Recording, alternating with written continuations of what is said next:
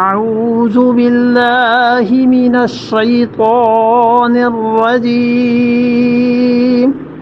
بسم الله الرحمن الرحيم ذلكم الله ربكم لا إله إلا هو خالق كل شيء فاعبدوه وهو على كل شيء وكيل۔ اس کے نتیجے میں ذالکم اللہ ربکم، لوگو یہ ہے تمہارا پروردگار، لا الہ الا ہو، اور اس کے علاوہ کوئی رب نہیں ہے۔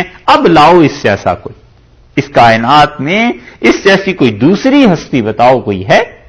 لا الہ، کوئی نہیں ہے الہ الا ہو مگر اللہ ہی ہے، خالق کل شیء، ہر چیز کا پیدا کرنے والا، اس کائنات میں ہر چیز کا بنانے والا وہی ہے، اور کائنات ساری کی ساری مخلوق ہے۔ اللہ کے علاوہ یہ ساری کائنات جو پائی جاتی ہے یہ سب کی سب بنی ہوئی تو ہے، یہ مخلوق ہی تو ہے۔ وَهُوَ عَلَى كُلِّ شَيْءٍ وَكِيلٌ، اور فرمایا کہ پھر خالق و کل شیء، ہر چیز کی تخلیق اسی ذات پاک نے کی ہے۔ جب ایسے ہے تو پھر کیا کرنا ہے؟ فَاعْبُدُوهُ، عبادت کرو اس کی، بنانے والا ہے ہر چیز کا، فَاعْبُدُوهُ، سو تم اس کی بندگی کرو، تم اس کی اطاعت کرو، اسے مانو۔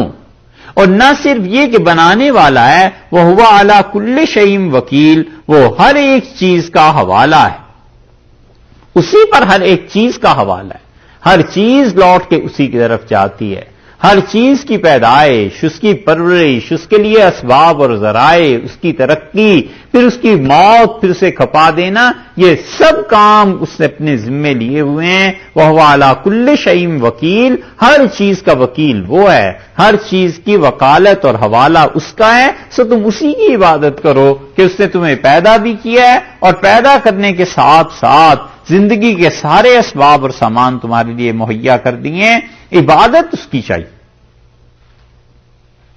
اور یہ جتنی چیزیں جن کی تم عبادت کر رہے ہو، ان کا اللہ کے ساتھ کوئی جوڑ بیٹھتا ہے؟